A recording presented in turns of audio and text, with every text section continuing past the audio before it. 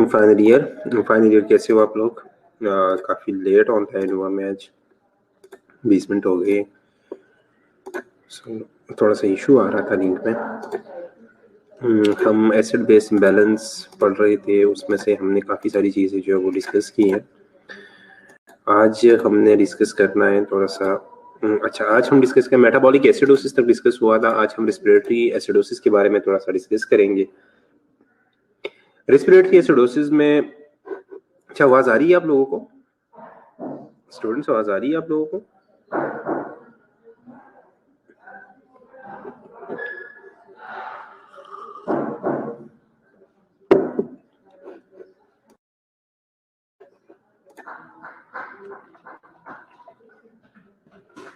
Okay okay, thank you. अच्छा, respiratory acidosis के बारे में हमने डिस्कस करना है आज। तो एसिडोसिस की जहाँ पे बात आती है, सबसे पहले हमने क्या देखना है? सबसे पहले हमने पीएच को देखना है, ठीक है। तो पीएच वैल्यू जो है वो 7.35 से लेस है, ठीक है। अगर लेस है तो इसका मतलब ये एसिडोसिस की तरफ जा रहा है, ठीक है। उसके बाद हम बात करते हैं PaCO2 की, ठीक है, कार्बन डाइऑक्साइड की, जो कि ग्रेटर देन 45 mmHg, और इसका जो नॉर्मल वैल्यू था या एक रेंज वैल्यू था वो क्या था? वो 35 to 45। दूसरा जो HCO3 है वो अपनी नॉर्मल रेंज में है। मैंने आप लोगों को उस दिन कहा था कि रिस्पिरेटरी केस में हमेशा पीएच और PaCO2 दोनों जो है वो अपोजिट डायरेक्शन में जाएंगे, ठीक है, अपोजिट डायरेक्शन में जाएंगे। अब आप यहाँ पे देख लो, पीएच लेवल जो है वो कम हो रहा है, ठीक है, पीएच जो है वो कम हो रहा है, लेकिन PaCO2 लेवल जो है वो इंक्रीज हो रहा है। PaCO2 लेवल जो है वो इंक्रीज हो रहा है। दोनों एक दूसरे से अपोजिट डायरेक्शन में जा रहे हैं, अपोजिट डायरेक्शन में जा रहे हैं, तो रेस्पिरेटरी एसिडोसिस है, क्योंकि पीएच जो है वो एसिडोसिस की तरफ जा रहा है, ठीक है। अब रेस्पिरेटरी एसिडोसिस के कॉजेस कौन कौन से हैं? So always due to respiratory problem with inadequate excretion of CO2, ठीक है। हमेशा जहाँ पे रेस्पिरेटरी एसिडोसिस की बात आती है, हमेशा ये चीज किस चीज के साथ जो है वो रिलेटेड होगा? ये हमेशा रिलेटेड होगा कि एक्सक्रीट आउट प्रॉपर नहीं हो रहा कार्बन डाइऑक्साइड, ठीक है। ये हमेशा किस चीज के साथ लिंक होगा कि कार्बन डाइऑक्साइड जो है वो एक्सक्रीट नहीं हो रहा है एडिकेटली, ठीक है। तो इनएडिक्वेट एक्सक्रीशन ऑफ CO2 है, ठीक है। इसके अलावा airway obstruction, pneumonia, asthma, chest injuries and pulmonary oedema, ठीक है। ये सारी वो प्रॉब्लम्स हैं, ये सारी वो हाइपरकेपनिया, बिल्कुल हाइपरकेपनिया जो है वो किन चीजों की वजह से आ रहा है? अगर एयरवे आपका ऑब्स्ट्रक्ट है तो अंदर जो है वो अकोमोडेशन होती है। अगर निमोनिया है, एस्थमा है, चेस्ट इंजरी है, ठीक है, पल्मोनरी एडीमा, ये वही प्रॉब्लम है जिसमें सही तरह आप जो है वो इंस्पायर एक्सपायर नहीं कर सकते, तो आपका जो कार्बन डाइऑक्साइड लेवल है वो बॉडी में इंक्रीज हो जाता है, वो अकोमोडेट हो जाता है, ठीक है। इसके अलावा chronic obstructive pulmonary diseases such as emphysema, same वही बात आ गई है, ठीक है। With opiate use that depress the respiratory rate, और या ये जो हम ओपियोइड्स यूज करते हैं, ठीक है, ये जो हम पेनकिलर्स ओपियोइड्स यूज करते हैं, उसकी वजह से हमारा रिस्पिरेटरी रेट जो है वो डिप्रेस हो जाता है। तो डिप्रेस रिस्पिरेटरी रेट की वजह से कार्बन डाइऑक्साइड जो है वो अकमुलेट होता है और पेशेंट जो है वो हाइपरकेपनिया में जाता है, ठीक है। इसके अलावा इसके साइन सिम्टम्स क्या होंगे? अगर एक पेशेंट आपके पास आता है रेस्पिरेटरी एसिडोसिस के साथ, तो रेस्पिरेटरी एसिडोसिस का पेशेंट जो है वो इंक्रीजिंग डिफिकल्टी इन ब्रीदिंग, वो सही तरह ब्रीद नहीं कर पाएगा, वो फ्रीली जो है वो ब्रीद नहीं कर पाएगा, उसे डिज्निया होगा, ठीक है। नेक्स्ट क्या है, history of respiratory obstruction acute और क्रॉनिक, और ये वो आपको बताएगा, वो आपको हिस्ट्री देगा रेस्पिरेटरी ऑब्स्ट्रक्शन का, एक्यूट या क्रॉनिक कोई प्रॉब्लम उसे चल रहा होगा मस्ट। इसके अलावा डिज्निया, इसके अलावा वीकनेस है, ठीक है, डिजीनेस है, उसका उसके ब्रेन को, उसकी बॉडी को सही तरह ऑक्सीजन नहीं मिल रही, ठीक है, डिजीनेस में होगा, एंग्शियस होगा, ठीक है, रेस्टलेस होगा, वो स्लीपनेस होगा, स्लीप अगर आप लोगों ने देखा भी होगा, जो आपसे अगर एक बंदा सही तरह सांस नहीं ले पा रहा तो सोएगा कैसे, तो हम सो भी नहीं सकते, ठीक है, तो स्लीपनेस में बंदा चला जाता है। और मेंटल लेवल जो है, या आपका जो कॉन्शियस लेवल है, या आपका जो अलर्टनेस लेवल है, वो चेंज हो जाता है, ठीक है। अब आपने मैनेज कैसे करना है इसको, तो एस्टेब्लिशमेंट और मेंटेनेंस ऑफ एयरवे, ठीक है। सबसे पहला काम आपका क्या है, एयरवे को पेटेंट रखना, एयरवे को पेटेंट रखना। तो आपने सबसे पहले क्या करना है, एयरवे को पेटेंट रखना है, एयरवे को मेंटेन करना है, एयरवे को एस्टेब्लिश करना है, ठीक है। वो आप कोई एयरवे भी डाल सकते हो, कोई ओरल एयरवे डाल सकते हो, कोई ट्रैकियोस्टमी कर सकते हो, एंडोट्रैकियल ट्यूब वगैरह डाल सकते हो, ठीक है, या अगर कोई फॉरेन ऑब्जेक्ट है या कोई और इशू है, लेकिन आपने क्या करना है, अपने कोई भी डिवाइस यूज करके उसका एयरवे मेंटेन रखना है। दूसरा ये कि जब आप एयरवे मेंटेन करते हो तो एयरवे का मेन काम क्या है, ऑक्सीजन डिलीवर करना, ठीक है, तो आपने उसको ऑक्सीजन एडमिनिस्टर करना है, ठीक है, और अगर जरूरत पड़ी तो आपने मैकेनिकली या मैनुअली उन्हें जो है वो वेंटिलेट करना है। What is the difference between mechanical and manual ventilation? What is the difference between mechanical and manual ventilation?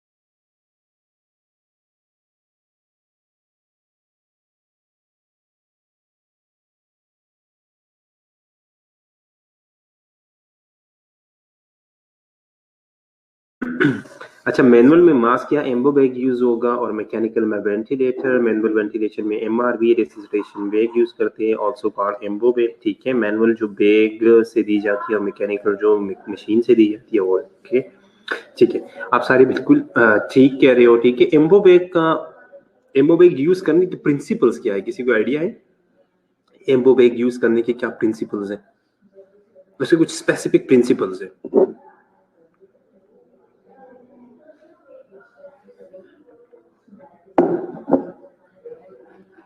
आप बिल्कुल ठीक कह रहे हो सारी। ठीक है, बिल्कुल ठीक कह रहे हो सारी।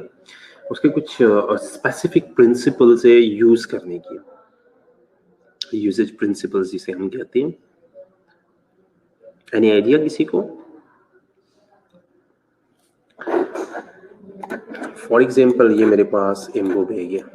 ठीक है, ये उसका मास्क है, इतना बड़ा इसको उसका मास्क होता है। ठीक है, ये एम्बो है। ठीक है, यहाँ पे उसका नोजल लगा होता है या यहाँ पे नोजल लगा होता है। ठीक है, अब इसको यूज करने के लिए हमारे पास क्या है? सबसे पहली बात, कुछ चीजें हमेशा याद रखो। सबसे पहली बात ये कि ये जो मास्क है ये वेल फिटेड होना चाहिए। वेल फिटेड होना चाहिए मीन साइज इसका एप्रोप्रिएट होना चाहिए। ठीक है, फर्स्ट प्रिंसिपल क्या है कि एप्रोप्रिएट साइज मास्क जो है वो आपने यूज करना है। इसके मास्क जो है वो रिप्लेस हो सकते हैं, वो रिमूव हो सकते हैं, आप दूसरा जो है वो अटैच कर सकते, वो डी अटैच हो सकते हैं। ठीक है, तो सबसे पहली बात क्या है? सबसे पहली बात ये कि वेल फिटेड या हम कहते हैं कि एप्रोप्रिएट साइज मास्क।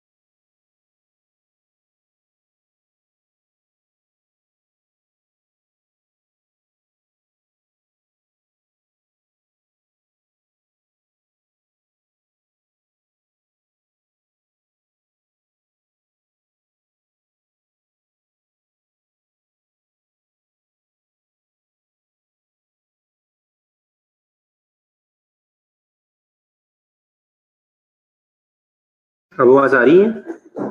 आवाज आ रही है? अब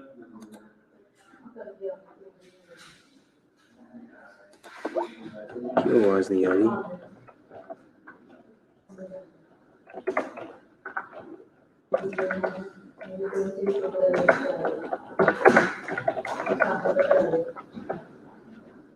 ओके, सो चलो हम कहाँ पे थे, मैं दोबारा से रिपीट कर लेता हूँ। ठीक है, सबसे पहले क्या है, वेल फिटेड मास्क होना चाहिए। दूसरा क्या है, दूसरा ये कि उसके साथ हमारा ऑक्सीजन अटैच होना चाहिए, ठीक है? ऑक्सीजन अटैच होना चाहिए। ऐसा नहीं कि आप जो है वो एक एम्बो बैग जो है वो पकड़ के आप यूज़ कर रहे हो, ठीक है? आप ये कह रहे हो कि भई हम तो उसे ऑक्सीजन डिलीवर कर रहे हैं, ऐसा नहीं है, ठीक है? आपका ऑक्सीजन अटैच होना चाहिए एम्बो बैग के साथ, ठीक है? ऑक्सीजन सप्लाई अटैच होनी चाहिए। नेक्स्ट जो है वो जो हम स्क्वीज़ करते हैं ना, जो हम स्क्वीज़ करते हैं, squeezing power is equal to tidal volume. Squeezing power is equal to tidal volume, ये हमेशा याद रखना है, ठीक है? ये जो हम यहाँ से स्क्वीज कर रहे हैं ना, ये जो हम जिस तरह यहाँ पे स्क्वीज कर रहे हैं, तो स्क्वीजिंग पावर जो है ना, हमारा जो स्क्वीज पावर है इसका, स्क्वीजिंग पावर वो is equal to tidal volume, ठीक है? वो टाइडल वॉल्यूम इज इक्वल, ये अपने माइंड में रखना है। और जो स्क्वीजिंग रेट है ना, जितनी दफा हम इसे स्क्वीज कर रहे हैं, जो स्क्वीजिंग फ्रीक्वेंसी है, स्क्वीजिंग फ्रीक्वेंसी बिल्कुल one squeeze is equal to one breath, ठीक है?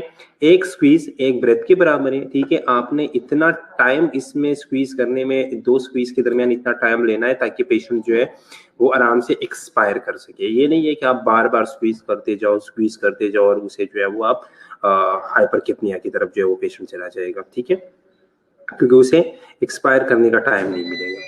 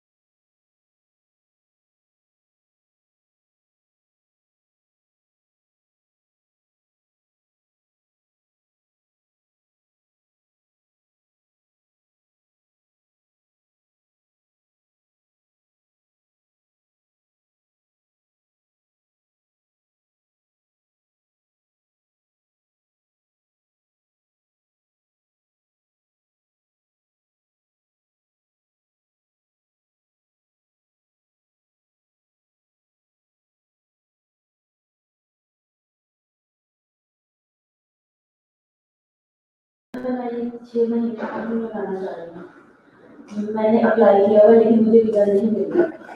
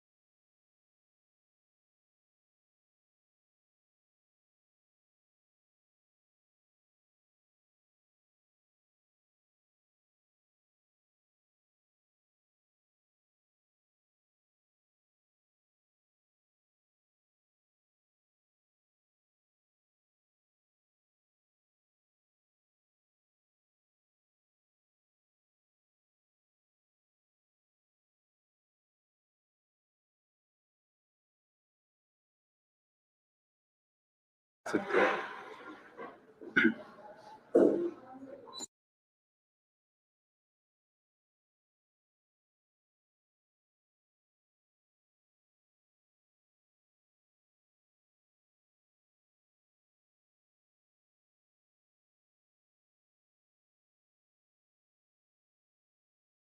की वजह से रिकनेक्ट हो गया था एसएनसी का नेट, पता नहीं क्यों रिकनेक्ट हो गया था अचानक वो इलेक्ट्रिसिटी की वजह से। ठीक है, आपने ये सारी चीज़ें कर ली। ठीक है, आपने मेंटेनेंस, आपने अपना एयरवे मेंटेन कर लिया, ट्रेकियोस्टोमी पास की, एंडोट्रेकियल किया, किया, मैकेनिकल वेंटिलेटर पे चलो चलो शुक्र है बंद नहीं हुआ अभी इंटरनेट। ठीक है, मैकेनिकली पेशेंट को वेंटिलेट कर दिया। ठीक है, इसके अलावा कंजर्वेटिव ट्रीटमेंट क्या है? कंजर्वेटिव ट्रीटमेंट में ये है कि पोस्टरल ड्रेनेज है, डीप ब्रीदिंग एक्सरसाइजेस हम करवाते हैं, ब्रोंकोडायलेटर्स दे सकते हैं, एंटीबायोटिक्स दे सकते हैं। ठीक है, इसके अलावा हम कॉशन किन किन चीज़ों का ख्याल रखती है? ठीक है, तो आपने नार्कोटिक्स वगैरह या जितने भी हिप्नोटिक्स वगैरह ना, इन चीज़ों का थोड़ा सा जो है वो ख्याल रखना है। ठीक है, ट्रैंक्विलाइजर्स वगैरह जो है, इन चीज़ों का थोड़ा सा ख्याल रखना है।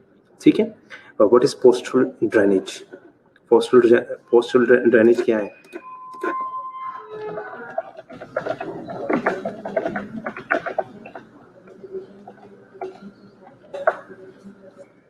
पोस्टरल ड्रेनेज क्या है?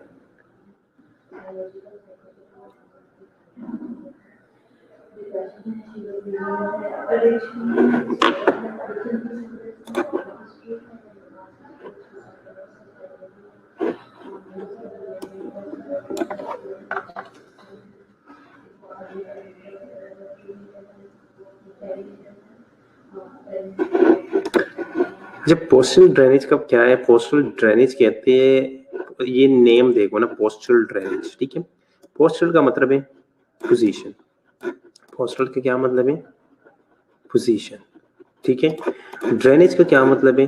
मोबिलाइज करना, ड्रेन करना। ठीक है, पोस्टल ड्रेनेज में जिन लोगों में ज्यादा सिक्रेशंस अकमुलेट होती है, उनकी हम पोजीशनिंग ऐसे करते हैं कि उनकी सिक्रेशन जो है वो मोबिलाइज हो जाए। ठीक है, उनकी सिक्रेशन जो है वो मोबिलाइज हो जाए। ठीक है, तो पोजीशनिंग के जरिए हम जब सिक्रेशंस को मोबिलाइज करते हैं, उसे पोस्टल ड्रेनेज कहते हैं। ठीक है, इसके अलावा हम डीप ब्रीदिंग एक्सरसाइज, ब्रोंकोडायलेटर्स और बाकी सारी चीजें जो है वो यूज कर सकते हैं। ठीक है, यहाँ तक था रिस्पिरेटरी एसिडोसिस। ठीक है, मैं एक दफा दोबारा से जो है वो रिपीट करता हूँ, क्योंकि बार बार जो है वो कभी वॉइस इशू आ रहा था, कभी जो है वो इंटरनेट ऑफ हो रहा था, तो एक दफा जो है वो जल्दी से सुन लो। ठीक है, मैं 2 मिनट में जो है वो रिवाइज करने लगा हूँ। रिस्पिरेटरी एसिडोसिस है। रिस्पिरेटरी एसिडोसिस, जहाँ पे एसिडोसिस का नाम आता है, इसका मतलब पीएच जो है वो एसिडिक लेवल पे जा रहा है। ठीक है, PCO2 लेवल जो है वो इंक्रीज हो रहा है, दोनों एक अपोजिट डायरेक्शन में जा रहे हैं। रिस्पिरेटरी एसिडोसिस है। ठीक है, HCO3 जो है वो अपनी नॉर्मल रेंज में है। ओके, कॉजेज क्या है? कॉजेज कोई ऐसी रिस्पिरेटरी प्रॉब्लम है जिसकी वजह से CO2 जो है वो अंदर अकमुलेट हो रही है और बाहर नहीं जा रही। ठीक है, या हम कोई ऐसे मेडिसिन यूज कर रहे हैं जिसकी वजह से हमारा रिस्पिरेटरी रेट जो है वो डिप्रेस होता है। इसके अलावा साइन सिम्टम्स क्या हो सकते हैं? क्योंकि उसे डिज्निया होगा। ठीक है, और रिस्पिरेटरी ऑब्स्ट्रक्शन की हिस्ट्री देगा, वीकनेस, डिज्निया, डिजनेस, रेस्टलेस होगा, स्लीप उसका कंप्लीट नहीं होगा, स्लीप उसका जो है वो वेल स्लीप नहीं होगा, या इसके अलावा मेंटल जो कॉन्शियस लेवल है वो डिस्टर्ब होगा उसकी वजह से। मैनेज आप कैसे कर सकते हो? सबसे पहले आपने उसका एयरवे जो है वो पैटेंट रखना है। एयरवे पैटेंट करने के बाद जो है वो आपने उन्हें ऑक्सीजन एडमिनिस्टर करना है। अगर फिर भी वो सैचुरेट नहीं कर पा रहा, सही तरह सही सैचुरेशन नहीं दे रहा, तो फिर आपने उसे मैकेनिकली वेंटिलेट करना है। ठीक है, कुछ कंजर्वेटिव ट्रीटमेंट है, आपने जो है वो पोस्टल ड्रेनेज करा सकते हो, deep breathing exercises, bronchodilators, antibiotics वगैरह दे सकते हो। ठीक है, एक इसलिए जल्दी से मैंने रिपीट कर लिया क्योंकि वो बार बार जो है वो डिस्टर्बेंस आ रही थी, ताकि आप लोगों को जो है वो समझ आ जाए। ठीक है, ओके, यहाँ तक कोई क्वेश्चन हो तो पूछो। नेक्स्ट जो हमारा टॉपिक है वो है metabolic alkalosis. What is metabolic alkalosis? Alkalosis की बात है तो पीएच जो है वो ग्रेटर देन 7.45 होगा। PH will be greater than 7.45। ठीक है, अल्कली के साइड पे जो है वो पीएच है, अल्कली के साइड पे पीएच जाएगा। ठीक है, किसी का कोई क्वेश्चन है तो पूछो।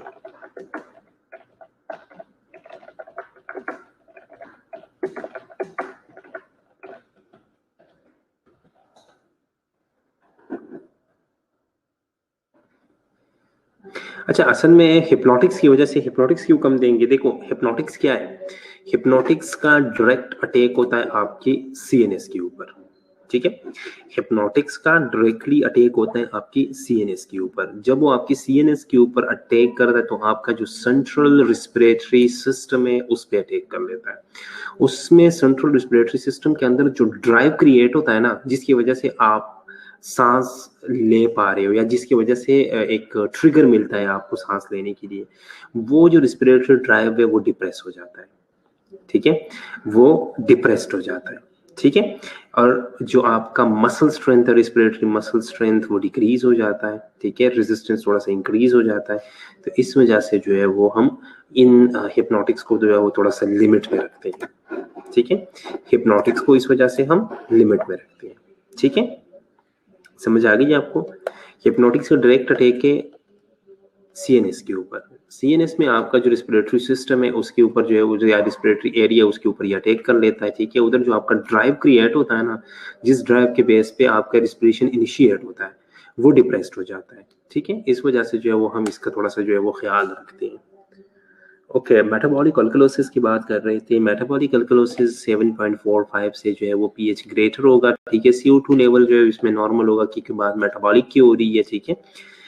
जो बाइकार्ब लेवल है, बाइकार्ब लेवल जो है वो ग्रेटर देन 26 है, ठीक है। अब आप यहाँ पे देख लो, मैंने कल आप लोगों को कहा था कि दोनों सेम डायरेक्शन में जा रही है। यहाँ पे आप लोग देख लो बिल्कुल सेम डायरेक्शन में जा रहे हैं दोनों, ठीक है। ये भी इंक्रीज हो रहा है, साथ ये भी इंक्रीज हो रहा है, ठीक है। दोनों जो है वो सेम डायरेक्शन में जा रहे हैं, ठीक है। दोनों सेम डायरेक्शन में जा रहे हैं। इसके अलावा अच्छा, दोनों सेम डायरेक्शन में कॉजेज क्या हो सकती है? कॉजेज वॉमिटिंग, ठीक है, वॉमिट कर गया पेशेंट, एक्सटेंसिव गैस्ट्रोइंटेस्टाइनल सक्शन है, हाइपोक्लीमिया है, ठीक है, excessive consumption of antacids with bicarbonate है, may also be due to medication, especially long term diuretics use, hypoklemia will produce alkalosis, ठीक है। अब देखो यहाँ पे वॉमिटिंग, वॉमिटिंग आपका अब अपना जीआई सिस्टम थोड़ा सा जो है वो रिव्यू कर लो, ठीक है। जीआई सिस्टम थोड़ा सा रिव्यू कर लो। देखो स्टमक के अंदर क्या है? स्टमक के अंदर एसिड्स है, स्टमक के अंदर एसिड्स है। हमारा जो जीआई ट्रैक्ट है वो थोड़ा सा एसिडिक है, ठीक है। स्टमक जो है वो उसके अंदर एसिड है। अब आपका क्या हुआ, आपने जो वो वॉमिट किया, ठीक है, पेशेंट ने वॉमिट किया, वॉमिट के दौरान जितना भी एसिड था वो बाहर निकल गया, जितना भी एसिड था वो बाहर निकल गया, ठीक है। साथ साथ हमारे जितने भी इलेक्ट्रोलाइट्स थे वो बाहर निकल गए थे। मेटाबॉलिकली जो है वो एसिड जब बाहर निकलता है, ठीक है, तो क्या ऐड हो रहा है, ठीक है, एसिड का सब्ट्रैक्शन जो है वो क्या कर रहा है, वो पेशेंट को अल्कलाइन की तरफ या अल्कली की तरफ जाने पे मजबूर कर रहा है, ठीक है। तो पेशेंट जो है वो अल्कलाइन में जा रहा है। जीआई सक्शन हमने कर ली, ठीक है, वो भी हमने कहा से कि वो भी हमने यहाँ से कर ली है, ठीक है। स्टमक से एसिड्स हमने बाहर निकाल लिए, सेम वही बात है। इसके अलावा हम एंटासिड्स और बाइकार्बोनेट्स दे रहे हैं, ठीक है। तो जब हम एंटासिड्स में बाइकार्बोनेट दे रहे हैं तो कार्बोनेट जो है वो आप ऐड कर रहे हो, जब बाइकार्ब ऐड होगा, ठीक है, वो इंक्रीज होगा उसका लेवल, मेटाबॉलिक एसिडोसिस में पेशेंट जो है वो जाएगा, ठीक है। इसके अलावा मैं आल्सो भी due to medication, specially long term diuretics use, आप लॉन्ग टर्म जो है वो पेशेंट को डायूरेटिक्स के ऊपर रख रहे हो, ठीक है। डायूरेटिक्स की वजह से आपका फ्लूइड जो है वो बाहर निकल रहा है। फ्लूइड जो है वो सिर्फ अकेले बाहर नहीं निकलता, फ्लूइड्स के साथ साथ आपके इलेक्ट्रोलाइट्स भी बाहर निकल रही है, ठीक है। और हाइपोक्लीमिया जो है ये मेन कॉज है अल्कलोसिस का, ठीक है। यहाँ तक कोई क्वेश्चन?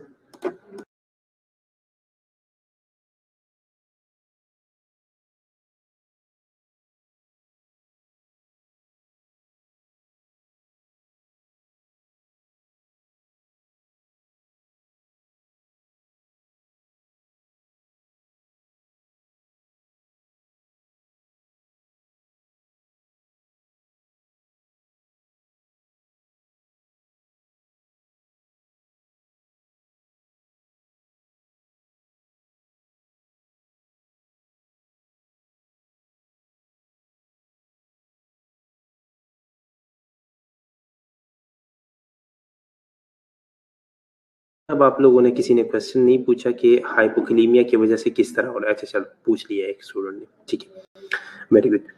देखो हाइपोक्लीमिया का मैं बता रहा हूँ, हाइपोक्लीमिया की वजह से कैसे हो रहा है। जब भी हमें हाइपोक्लीमिया होगा ना, जब भी हाइपोक्लीमिया होगा, अब बॉडी में जिस चीज की कमी होती है वही चीज जो है वो उस चीज की अब्सॉर्प्शन को इनिशिएट भी करता रहता है, ये हमेशा याद रखें। हमारा रिस्पिरेटर, हमारा ऑक्सीजन लेवल कम हो जाता है तो हमारी रिस्पिरेशन इंक्रीज हो जाती है, ठीक है, ट्रिगर कर लेता है।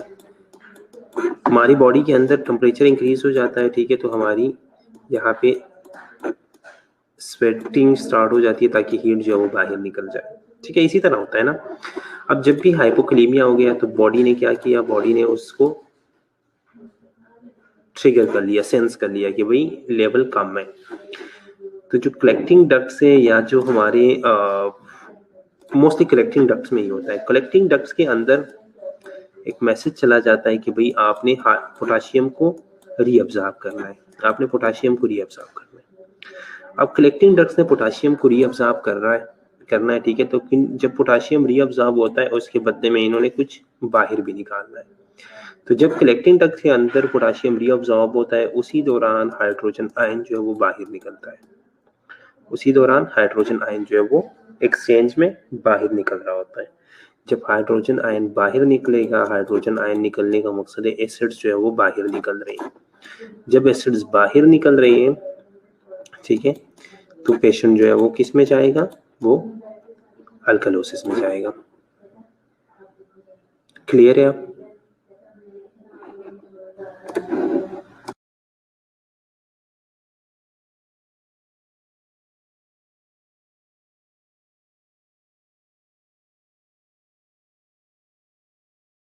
समझ आई है? दोबारा रिपीट कर लूं?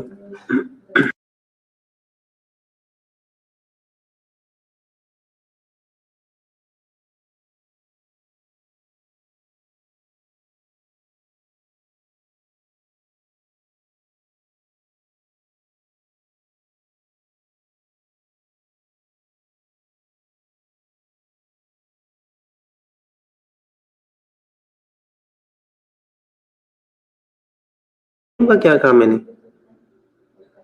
नहीं, सोडियम का यहाँ पे मैंने कुछ लिखा।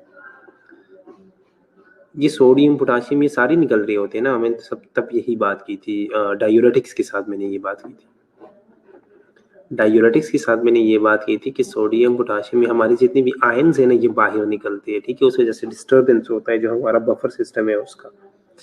लेकिन जो मेन कॉज है अल्कलोसिस का वो क्या है, मेन कॉज जो अल्कलोसिस का है वो हाइपोक्लीमिया है, ठीक है। क्योंकि पोटाशियम कम हुआ होता है, पोटाशियम की कमी की वजह से वहां पे मैसेज जाता है कि आपने पोटाशियम को दोबारा रीअब्सॉर्ब करना है। जब वो पोटाशियम को रीअब्सॉर्ब करते हैं, ठीक है, तो कलेक्टिंग डक्ट्स के बदले में इन्होंने कुछ देना है, तो बदले में ये लोग क्या देते हैं, ये जो किडनीज है हमारी ये हाइड्रोजन आयन देना शुरू कर देते हैं। जब हाइड्रोजन आयन बाहर निकलता है तो subtraction of hydrogen ion is mean alkalosis, ठीक है। हाइड्रोजन आयन बाहर निकलेगा तो पेशेंट अल्कलोसिस में जाएगा।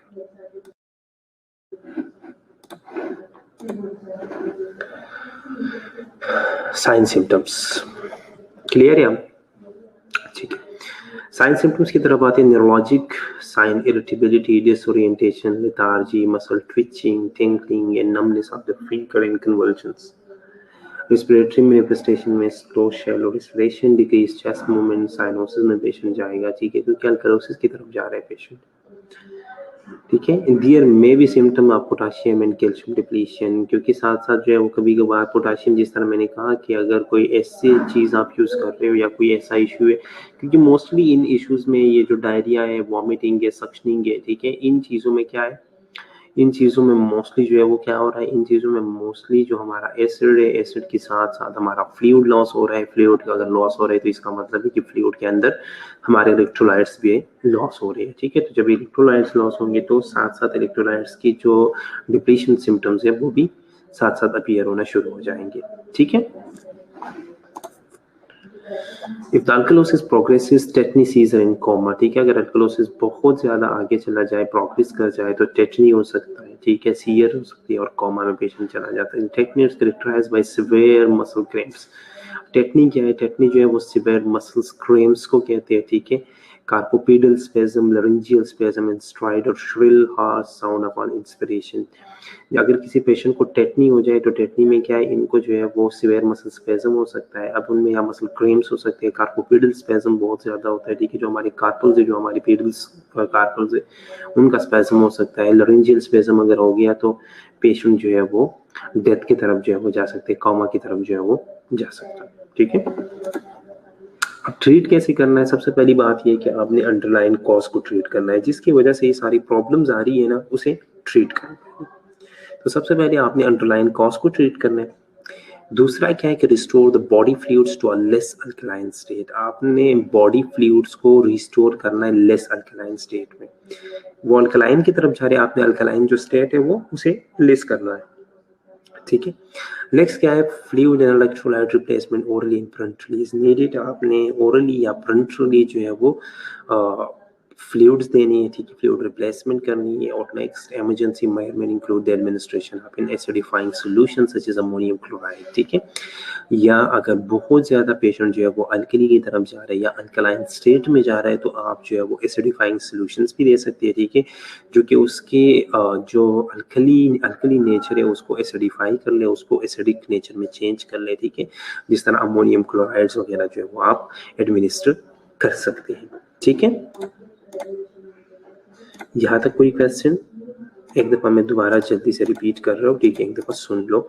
Respiratory metabolic alkalosis, metabolic alkalosis, alkalosis की बात हो रही है तो फिर जो है वो अल्कली की तरफ जा रहे हैं, ठीक है। मैंने कहा था कि मेटाबॉलिक केस में जो SCO3 उसको सेम डायरेक्शन में जा रहा है, वो भी इंक्रीज हो रहा है, यहाँ पे ये भी इंक्रीज हो रहा है, ठीक है।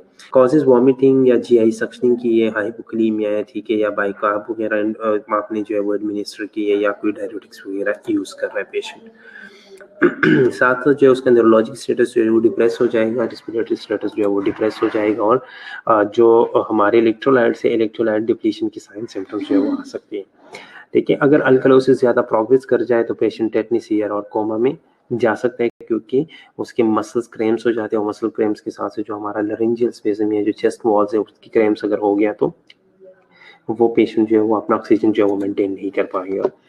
ट्रीटमेंट में आपने जो अंडरलाइन कॉज है उसे ट्रीट करना है, ठीक है। जो उसका बॉडी फ्लूइड है वो लेस अल्कलाइन स्टेट पे लेके आना है। अगर जरूरत पड़ी तो आपने एसिडिफाइंग सॉल्यूशन भी देनी है, ठीक है।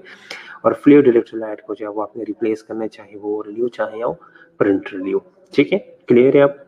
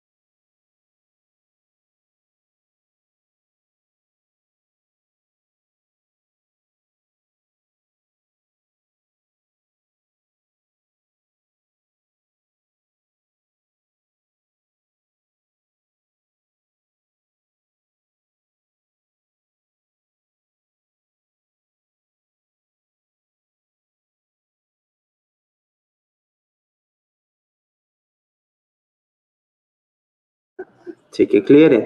ओके, चलो अब आगे चलते हैं। Respiratory alkalosis. अब रेस्पिरेटरी अल्कलोसिस की बात हो रही है तो जो पीएच लेवल है वो 7.45 से इंक्रीज होगा, ठीक है। रेस्पिरेटरी है तो अब ये इंक्रीज है तो साथ ये भी इंक्रीज होगा, ठीक है, साथ ये भी इंक्रीज होगा।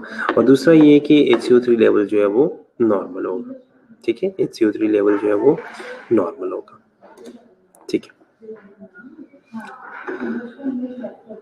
कॉजेज क्या हो सकते हैं? Causes always due to hyperventilation. हम पेशेंट को हाइपर वेंटिलेट कर रहे हैं, पेशेंट जो है वो रेस्पिरेटरी अल्कलोसिस में जाएगा। हाइपरवेंटिलेशन और rapid respiratory rate result in respiratory alkalosis. It is usually caused by anxiety, high fever, and overdose of aspirin. Hyperventilation can be caused by the hypoxemia, reaction to certain drugs, pain, and panic. ठीक है, ये कहते हैं कि hyper ventilation main cause जो है, हम anxiety में होते हैं या हाई फीवर में या कोई मेडिसिन वगैरह जब हम ओवरडोज कर जाते हैं तो उसकी वजह से जो है वो हम हाइपर वेंटिलेट करना शुरू कर जाते हैं। ठीक है, इसके अलावा overzealous use of mechanical ventilation also can cause hyper ventilation. अब आप जो है वो मैकेनिकल वेंटिलेटर इस तरह से यूज कर रहे हो, उसकी जरूरत ही नहीं है, ठीक है, यूज करने की जरूरत ही नहीं, और आप जो है वो भी यूज कर रहे हो तो उसकी वजह से भी प्रॉब्लम्स आ सकती है. हेड इंजरी में also lead to hyperventilation, या हेड इंजरी की वजह से जब हमारा रेस्पिरेटरी सेंटर जो है वो रेस्पिरेटरी सेंटर जो है वो अफेक्ट हो जाए तो उसकी वजह से जो है वो पेशेंट हाइपर वेंटिलेट करना शुरू कर सकता है. ठीक है, उसके लिए जो साइन सिम्टम्स आएंगे, एक तो पेशेंट जो है वो डीप रैपिड ब्रीदिंग करेगा. दूसरा ये कि उनकी फिंगर्स में जो है वो टिंगलिंग होगी. ठीक है, पेलर अराउंड द माउथ होगा, dizziness, spasm of the muscles of hands, light headedness, inability to concentrate, वो जैसे एंग्शियस सा होगा. ठीक है, वो कंसंट्रेट नहीं कर पाएगा. ट्रीटमेंट में क्या है? Address the underlying disorder. आपने अंडरलाइंग डिसऑर्डर को क्या करना है? एड्रेस करना है, ट्रीट करना है, प्रिवेंट फर्दर हाइपरवेंटिलेशन. फर्दर जो हाइपरवेंटिलेशन हो रही है पेशेंट की वो जो है वो आपने प्रिवेंट करना है, और उसका जो कार्बन डाइऑक्साइड लेवल है उसको नॉर्मल पे लेके आना है, उसको जो है वो नॉर्मल पे लेके आना है. ठीक है, और आप जो है वो उस टाइम पे आप पेशेंट को सिडेटिव्स भी दे सकते हो ताकि पेशेंट जो है वो थोड़ा काम हो जाए. ठीक है, पेशेंट जो है वो थोड़ा सा रिलैक्स हो जाए. ठीक है, तो उसको रिलैक्स करने के लिए आप दे सकते हैं. इसके अलावा जो है वो to aid in the retention of carbon dioxide the patient may be instructed to hold the breath into. जी,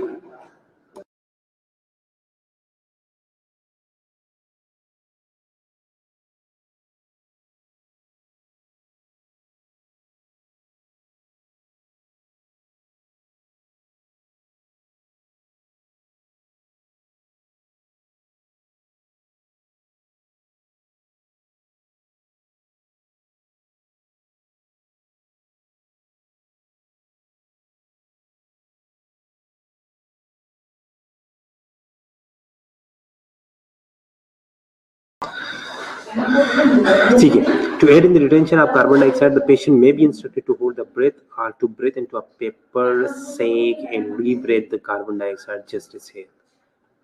आपने उनका कार्बन डाइऑक्साइड रिटेंशन जो है वो क्या करना है? आपने कार्बन डाइऑक्साइड रिटेंशन अगर एड करना है उसे जो है वो हेल्प आउट देनी है. ठीक है, कार्बन डाइऑक्साइड रिटेंशन में तो आपने पेशेंट को इंस्ट्रक्ट करना है कि या तो ब्रीथ जो है वो होल्ड करो, ठीक है, या कोई पेपर सेक वगैरह ले लो जिसमें जो है वो कार्बन डाइऑक्साइड जो है वो एब्जॉर्ब ना हो. आप उसमें जो है वो एक्सपायर कर लो, उसी टाइम दोबारा इंस्पायर कर लो. ठीक है, उसी टाइम दोबारा इंस्पायर कर लो ताकि उसका कार्बन डाइऑक्साइड लेवल जो है वो चला जाए उधर. 10 रिसाइकिल आप carbon dioxide can eventually restore the normal carbonic acid level. ठीक है, और जिसी तरह ये बार बार कार्बन डाइऑक्साइड जो है वो अगर रिसाइकिल कर रहा है तो साथ साथ जो है वो उसका जो नॉर्मल लेवल है वो अचीव हो जाएगा. देखो, रेस्पिरेटरी हम किस चीज की बात कर रहे हैं? रेस्पिरेटरी अल्कलोसिस की हम बात कर रहे थे यहाँ पे. ठीक है, अब रेस्पिरेटरी अल्कलोसिस में पीएच लेवल जो है वो क्या था? पीएच लेवल जो है वो अल्कलोसिस की तरफ चला गया था, पीएच लेवल इंक्रीज हो गया था, कार्बन डाइऑक्साइड लेवल जो है वो डिक्रीज हो गया था. अब बॉडी में कार्बन डाइऑक्साइड का जो नॉर्मल लेवल उससे डिक्रीज हो गया है. अब हमने कार्बन डाइऑक्साइड को क्या करना था? नॉर्मल लेवल के ऊपर लेके आना है. अब नॉर्मल लेवल के ऊपर लेके आने के लिए हमें जो है वो रिटेंशन की जरूरत है, हमें रिटेंशन की जरूरत है. तो रिटेंशन के लिए आप क्या कर सकते हैं? आप उन्हें कहते हैं कि या तो अपना ब्रेथ जो है वो होल्ड रखें. दूसरा ये कि हम कोई ऐसा सेक ले लें, कोई ऐसा कवरिंग सेक ले लें जिसमें कार्बन डाइऑक्साइड जो है वो अब्जॉर्ब ना हो. कोई पेपर सेक लेके पेशेंट को कहे कि आप इसमें एक्सपायर कर ले, और जैसे वो आप एक्सपायर कर ले उसी टाइम आप उसी कार्बन डाइऑक्साइड को दोबारा जो है वो इंस्पायर कर ले ताकि जो कार्बन डाइऑक्साइड है वो रिसाइकल हो जाए. ठीक है,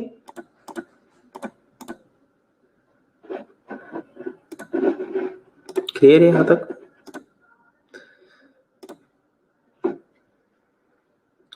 अब acid base imbalance home care consideration, अगर एसिड बेस इम्बैलेंस हो गया, ठीक है, होम केयर हमने घर में किन किन चीज़ों का ख्याल रखना है। सो फ्लूइड इनटेक एंड रिस्ट्रिक्शन, ठीक है, इसके अलावा हमने पेशेंट को जो है वो उस हिसाब से जो है वो इंस्ट्रक्ट करना है कि किन किन कौन कौन सी चीज़ें जो है वो आप ले सकते हैं, कौन कौन सी चीज़ें जो है वो आपने नहीं लेनी, ठीक है। इसके अलावा सोडियम रिस्ट्रिक्शंस डाइट पे हम उन्हें डाल देते हैं, क्योंकि सोडियम पोटाशियम का जो है वो एक्सचेंज हो गया, सोडियम कैल्शियम वगैरह का जो आयन एक्सचेंज है वो, उसकी वजह से जो है वो पेशेंट जो है वो एबनॉर्मेलिटी की तरफ जा सकता है, या पेशेंट का जो नॉर्मल लेवल है वो डिविएट कर सकता है, ठीक है। अंडरलाइंग काज को मैनेज करना है और टेस्ट वगैरह जो है वो हमने मॉनिटर करनी है, ठीक है। आईवी थेरेपी में हम कौन कौन सी चीज़ें दे सकते हैं, आईवी फ्लूइड जो है वो मेंटेन रखेंगे, फ्लूइड और पेरेंटल रिप्लेसमेंट कर सकते हैं, ठीक है। न्यूट्रिशन दे सकते हैं, ब्लड ऑन ब्लड प्रोडक्ट्स वगैरह लगा सकते हैं, प्लाज्मा एक्सपेंडर्स वगैरह जो है वो हम दे सकते हैं, ठीक है। अब नर्सिंग रिस्पॉन्सिबिलिटीज़ क्या है जब हम आईवी फ्लूइड देते हैं, हमेशा हमने इन चीज़ों का ख्याल रखना है इन्फ्यूजन के दौरान कि आपने इन्फेक्शन को जो है वो प्रिवेंट करने है, सेफ्टी टेक्निक यूज़ करके आपने पेशेंट को जो है वो फ्लूइड इन्फ्यूज करना है, ठीक है। Physical injury to the vein in surrounding tissue जो है वो आपने मिनिमाइज करना है। अब ये नहीं है हम इसको ख़त्म बिल्कुल इसलिए नहीं कर सकते क्योंकि आपने ज़ाहिरी बात है एक आईवी लाइन जो है वो आपने एक आईवी लाइन तो लेनी है आपने, ठीक है। तो फिजिकल इंजरी पेशेंट को होगी तो ज़रूर, वेन को भी होगी, सराउंडिंग टिश्यूज़ को भी होगी, लेकिन वो आपने मिनिमाइज रखना है, मिनिमल रखना है आपने, ठीक है। Administer the correct fluid at the prescribe time and safe rate of flow, ठीक है। आपने फ्लूइड एडमिनिस्टर करना है तो आपने देखना है कि फ्लूइड जो है वो करेक्ट है, ठीक है, प्रिस्क्रिप्शन टाइम जो है वो करेक्ट है, ठीक है, और जो हमारा रेट है, फ्लो रेट है, वो बिल्कुल ठीक है, ठीक है। इसके अलावा observe the patient reaction to the fluid and medication being administer, आपने पेशेंट को जो है वो ऑब्जर्व करना है, ठीक है, फ्लूइड के लिए या मेडिकेशन के लिए जो आप एडमिनिस्टर कर रहे हो, ठीक है, कि कोई रिएक्शन वगैरह तो नहीं हो रहा, पेशेंट कोई रिस्पॉन्स तो नहीं कर रहा, एडवर्स रिस्पॉन्स तो नहीं कर रहा इन फ्लूइड्स वगैरह को, ठीक है। फिर उसके बाद और इन सब चीज़ों के लिए एक आसान तरीका ये कि आप जो है वो आईवी थेरेपी या जो ड्रग थेरेपी के जो 10 राइट्स या जो 5 राइट्स हैं मेन, वो आपको पता हो, ठीक है। तो उन राइट्स में जो फर्स्ट है, राइट सोल्यूशन विद और without additives is order the correct solution to follow what is been infusing. सबसे पहले क्या है कि राइट ड्रग होना चाहिए। राइट ड्रग का मैं जो आप सोल्यूशन लगा रहे हो वो राइट हो, ठीक है, उसमें आपने एडिट कुछ ऐड किया या कुछ ऐड नहीं किया वो डिपेंड नहीं कर रहा, बस आपका जो सोल्यूशन जो है वो राइट होना चाहिए। दूसरा ये कि डोज जो है वो राइट होना चाहिए, जो अमाउंट ऑफ सोल्यूशन आप दे रहे हो ना वो जो है वो राइट होना चाहिए। तीसरा ये कि सही रूट से आपने देना है, ठीक है। आपने पेरिफेरल आईवी देने हैं, अपने पेरिफेरली सेंट्रल कैथेटर जो पोटाकेट कैथेटर है उसके जरिए देना है, या सेंट्रल लाइन से देना है, या पोर्ट के जरिए से देना है, वो आपने जो है वो पहले से देखना है कि मैं किस रूट से जो है वो मैंने ये एडमिनिस्टर करना है। उसके अलावा जो है वो राइट टाइम टू इन्फ्यूज, ठीक है, आपने एक स्पेसिफिक टाइम ड्यूरेशन देखना है कि मैंने इस स्पेसिफिक ड्यूरेशन में जो है वो इन्फ्यूज करना है, ठीक है। और right patient is identified with double verification, ठीक है, इसको टू स्टैंडर्ड वेरिफिकेशन नीचे लिखा हुआ है, ठीक है। तो आपने जो है वो क्या करना है, आपने राइट पेशेंट को देखना है, ठीक है, कि आपने पेशेंट को आइडेंटिफाई करना है टू स्टैंडर्ड मेथड से। हमारे पास हम full name with MR number देखते हैं, ठीक है। हर एक इंस्टीट्यूशन की अपनी पॉलिसी होती है, लेकिन एक जो स्टैंडर्ड है वो वही है टू डबल वेरिफिकेशन स्टैंडर्ड है, ठीक है। लेकिन जो हमारे यहाँ पॉलिसी है वो ये कि full name and MR number देखा जाता है, ये दो चीज़ें हम देखते हैं। तो आपने पेशेंट को जो है वो आइडेंटिफाई करना है ताकि राइट पेशेंट को जो है वो राइट सोल्यूशन चला जाए।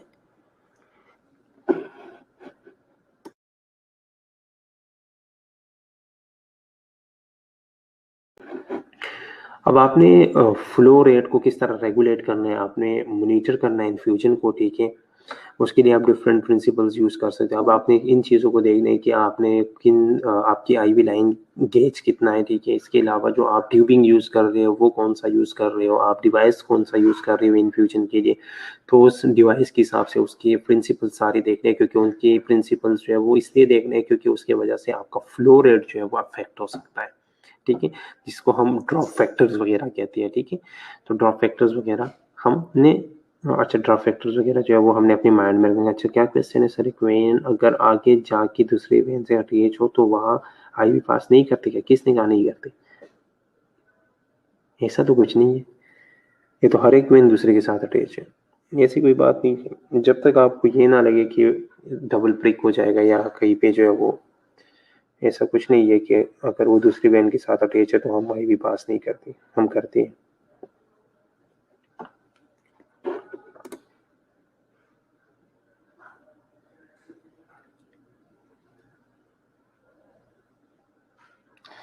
ठीक है, अगर आपके पास एल्डर पेशेंट्स है तो एल्डर पेशेंट में आपने ये देखना है कि उनको जब आईवी आप इन्फ्यूज कर रहे हो तो साथ साथ आपने मॉनिटर करना है। अगर कहीं पे आपको लग रहा है कि कहीं सर्कुलेटरी ओवरलोड में पेशेंट जा रहा है तो आपने उसी टाइम जो है उस रिस्क को कैचअप करके उसे जो है वो ठीक करने की कोशिश करना है। ठीक है, आईवी थेरेपी में आप कौन कौन सी चीज़ें दे रहे हो? आईवी थेरेपी में आप इनटेक कर रहे हो, फ्लशिंग, लाइन, फैसिलिटी पॉलिसीज और प्रोसीजर्स को देखना है, subcutaneous infusion, hypodermolysis, epidural infusion, parental nutrition और पेशेंट कंट्रोल एनाल्जेसिस, ये सारी चीज़ें जो है वो आप आईवी थेरेपी में दे सकते हैं।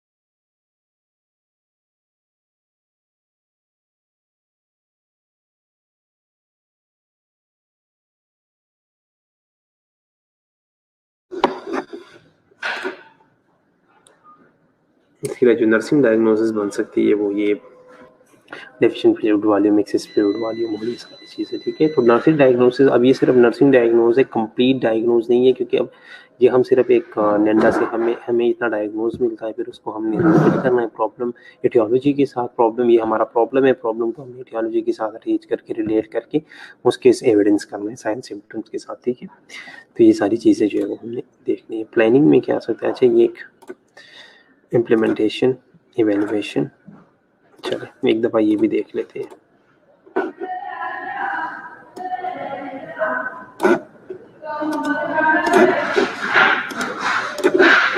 एक दफ़ा ये एनसीपी भी देख लेते हैं, यहाँ तक कोई क्वेश्चन हो तो पूछ लो।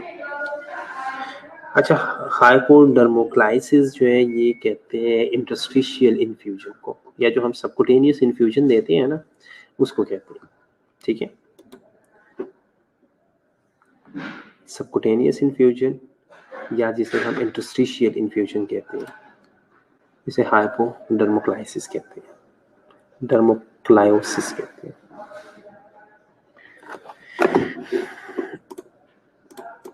अच्छा, आपने अब नर्सिंग डायग्नोसिस बना लिए, जिस तरह डिफरेंट डायग्नोसिस है यहाँ पे, deficient fluid volume, access fluid volume में, इम्बैलेंस फ्लूइड वॉल्यूम में, ineffective tissue perfusion, decrease cardiac output, empire gas exchange, ineffective breathing pattern, ये सारी चीज़ें। तो इसके साथ जो है वो आपने क्या करना है? प्लानिंग। अब प्लानिंग में क्या है? Patient will exhibit normal skin turgor, सारी चीज़ें आपने प्लानिंग में क्या करना है? सारी चीज़ें नॉर्मल पे लेके आनी है। उसका स्किन टर्कर नॉर्मल होना चाहिए, उसका वेट जो है वो स्टेबल होना चाहिए, उसका इनटेक आउटपुट बैलेंस होना चाहिए, उसकी ब्लड गैसेस नॉर्मल होनी चाहिए। ठीक है, उसके ब्रेथ साउंड जो है वो क्लियर होनी चाहिए, नॉर्मल होनी चाहिए, एडिमा नहीं होना चाहिए, इलेक्ट्रोलाइट वैल्यूज नॉर्मल लिमिट में होनी चाहिए। ठीक है, और पेशेंट जो है वो उससे कोई कॉम्प्लिकेशन नहीं होना चाहिए। सारी चीज़ें आपने प्लानिंग क्या करनी है? सारी चीज़ें नॉर्मल पे लेके आनी। उसके लिए आप अपने इम्प्लीमेंटेशन में क्या कर सकते हो? फ्लूइड इलेक्ट्रोलाइट को बैलेंस में रखते हो। ठीक है, डाययूरेटिक्स दे सकते हो, डेली वेट वगैरह चेक कर सकते हो, स्किन केयर और मॉनिटरिंग दे सकते हो। ठीक है, एवेल्युएट आपने करना है हर 24 घंटे बाद जो है वो आपने पेशेंट को एवेल्युएट करना है कि आपकी नर्सिंग इंटरवेंशन जो आप दे रहे हो, ठीक है, उसकी कुछ एक्सपेक्टेड आउटकम आ भी रही है कि नहीं आ रही है। अगर नहीं आ रही तो आपने जो है वो अपने प्रॉब्लम्स को किसी और तरीके से सॉल्व करना है। आपने फिर देखना है कि क्यों नहीं आ रही, दोबारा से करना है। ठीक है, और फिर उस अपने प्लान को आपने अप्रोप्रिएटली जो है वो अल्टर करना है, चेंज करना है। ठीक है, जब आपको स्पेसिफिक आउटकम जो है वो मिल जाए, ठीक है, तो आपने जो है वो प्लान को जो है वो फिर डिसकंटिन्यू कर ले, आप आगे चले जाए। इवेल्युएशन खत्म हो गई फिर आपकी, ठीक है, आपका गोल जो है वो मीट हो गया। ठीक है, तो आपने फिर छोड़ देना है उस चीज़ को। अब कम्युनिटी केयर में क्या है कि फ्रीक्वेंटली आप मॉनिटर कर रहे हो, मेडिकेशन सेफ्टी वगैरह के बारे में बताते हो, पेशेंट को टीचिंग आप देते हो। ठीक है, और कोलैबोरेटिव अप्रोच करना है, क्योंकि जब भी आप कम्युनिटी में काम कर रहे हो तो कम्युनिटी में काम करने के लिए आपको कोलैबोरेटिव अप्रोच की ज़रूरत होती है, आपको काफ़ी सारे लोगों की ज़रूरत पड़ती है। ठीक है, आईवी साइट ये देख लें आप, कौन कह रहा है कि इसमें जो है वो हम एक में लगा सकते हैं, दूसरे में नहीं लगा सकते, या जहाँ पे लिंक बन रहा है वहाँ पे नहीं लगा सकते, आप कहीं भी लगा सकते हैं जहाँ पे आपको मिल रहा है।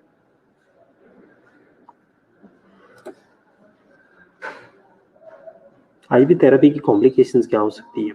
जब आप एक आईवी लाइन देते हो या आप एक आईवी लाइन पास करते हो या आप उसके ज़रिए जो है वो आईवी थेरेपी देते हो, फ्लूइड ओवरलोड हो सकता है, एयर एम्बोलिज्म हो सकता है, उसके अंदर एयर जा सकती है, सेप्टिसीमिया वगैरह हो सकता है, इन्फिल्ट्रेट हो सकता है, एक्स्ट्राविजेट हो सकता है, वेन से जो है वो बाहर निकल सकता है फ्लूइड, ठीक है।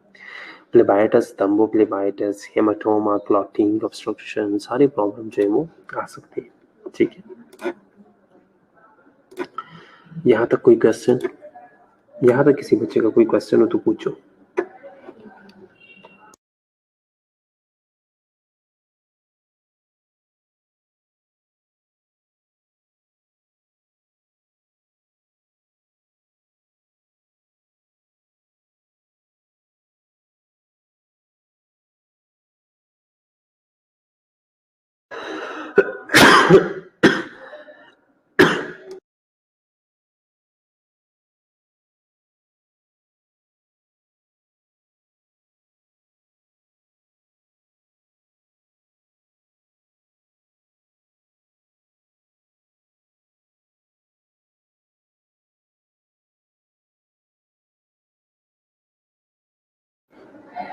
ये सब कुछ नहीं है, देखो तब तक आप नहीं करते जब तक आपको ये नहीं लग रहा कि इस वेन से जो है ये आईवी बाहर निकल जाएगी और एक्स्ट्राविजेट हो जाएगा। एक्स्ट्राविजेट की वजह से हम नहीं करते, बाकी ऐसा कोई इश्यू नहीं है कि दूसरा दूसरे के साथ लिंक हो रहा है तो हम नहीं लगा रहे, ऐसा कुछ नहीं है, ठीक है।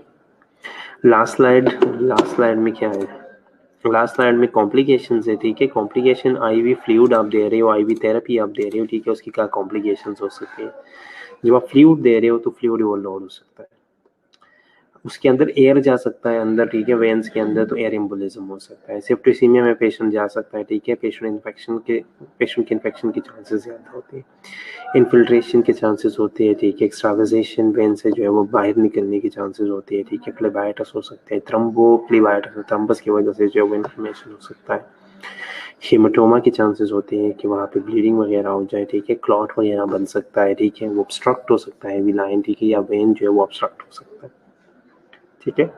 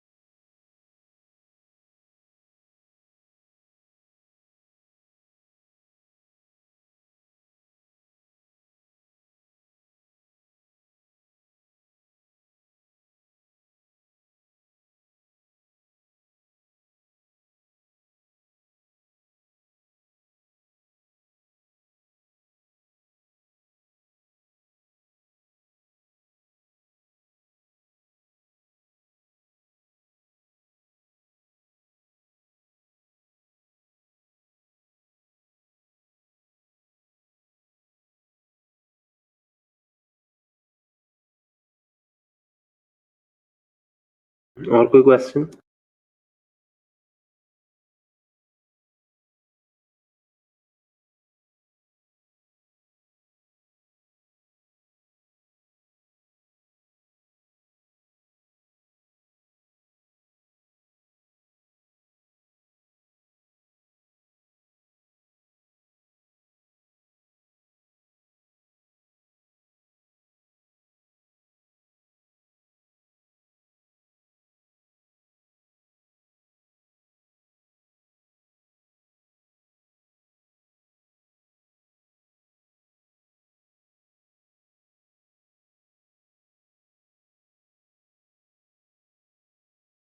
कोई क्वेश्चन नहीं है तो मैं क्वेश्चन पूछ लेता हूँ। A person was admitted in a coma. Analysis of the arterial blood kept the following values. PaCO2 जो है उसका 16 है, HCO3 जो है वो 5 है, ठीक है, और pH जो है वो 7.1 है। What is the underlying acid base disorder?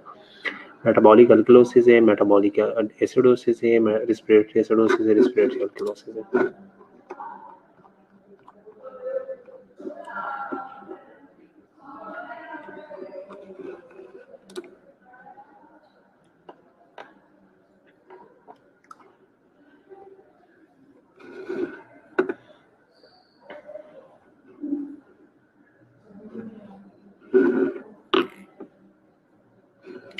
College school जाएंगे, इसका आंसर कर लो पहले।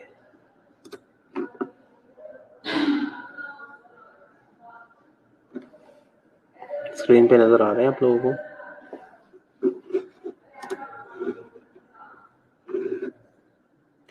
A person was admitted in coma. Analysis of the arterial blood gave the following value. क्या है ये?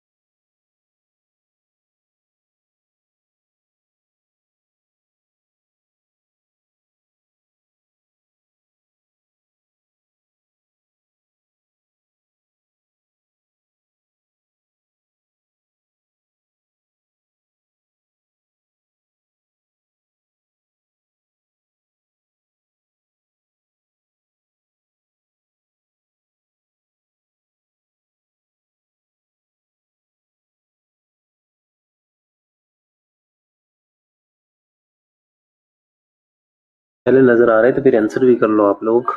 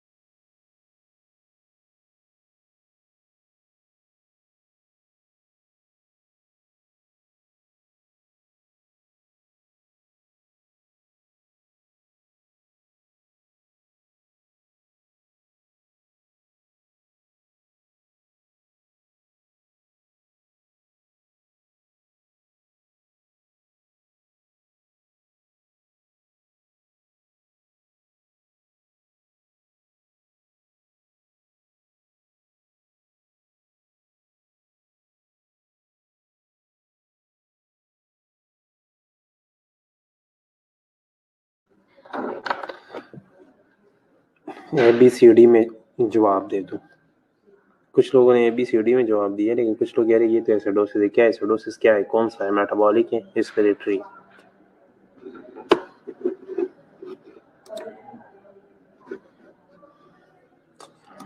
ठीक है, आंसर आप लोगों का ठीक है, ए। ठीक है, मेटाबॉलिक एसिडोसिस है। वरना हम आप लोगों का आंसर ठीक है, सबका ठीक है ऑलमोस्ट। चले बाकी कौन है? फातिमा ठीक है, आरफा ठीक है, आंसर ठीक है। ये जो है ये मेटाबॉलिक एसिडोसिस है। ठीक है, क्योंकि CO2 लेवल जो है वो क्या है, वो 16 है। CO2 लेवल इधर कम हुआ है। कम क्यों हुआ है? क्योंकि CO2 लेवल जो है वो दूसरे को कंपनसेट करने की कोशिश कर रहे हैं, उस वजह से कम हुआ है। ठीक है, बाकी ये मेटाबॉलिक एसिडोसिस ही है। ठीक है, वेरी गुड। ठीक है, next.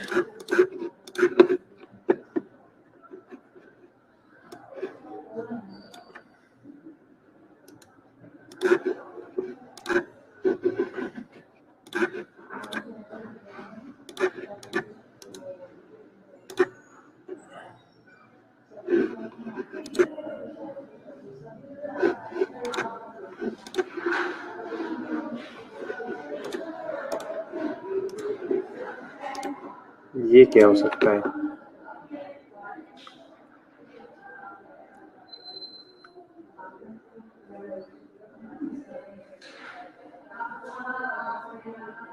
All are true about metabolic alkalosis except one. Associated with hyperkalemia, associated with decreased ionic calcium concentration, can be caused due to primary hyperaldosteronism, and can be caused due to renin secretory tumor.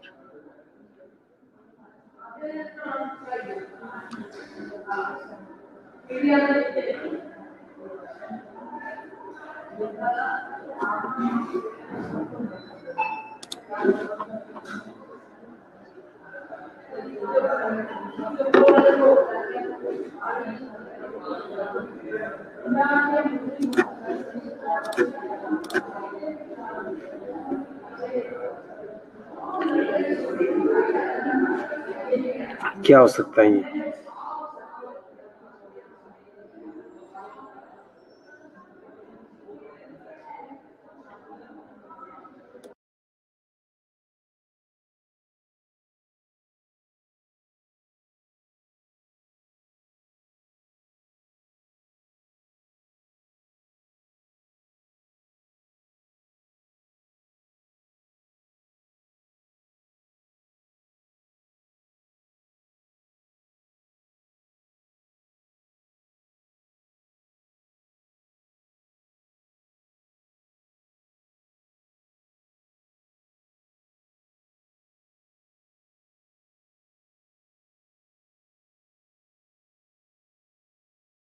ठीक है, answer आप लोगों का ठीक है, लेकिन क्यों? Answer क्यों लगाया, ए क्यों लगाया आप?